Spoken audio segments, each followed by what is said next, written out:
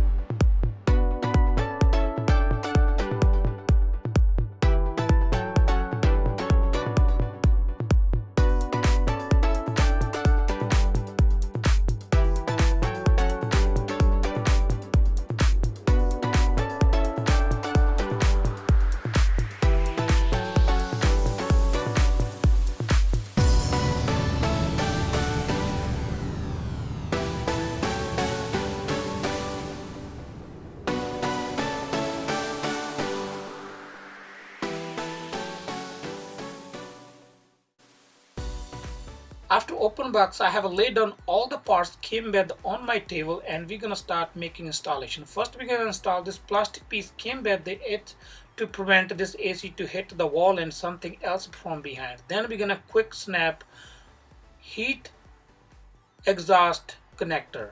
Then we're gonna put heat exhaust pipe. It will be quick snap.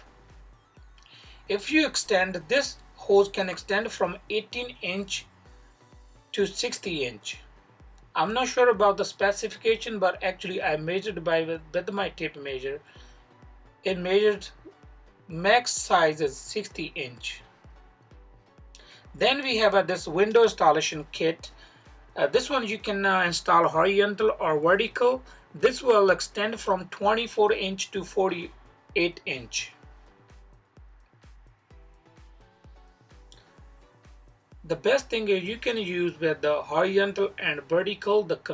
Any vertical window is max is 48 inch. Now as you can see, I have a vertical window. First we're gonna put this two-piece inside, mark it, and we're gonna make two-piece joint with the screw. Then it comes with adhesive tape, to protect any heat air coming inside. We're gonna install all four sides.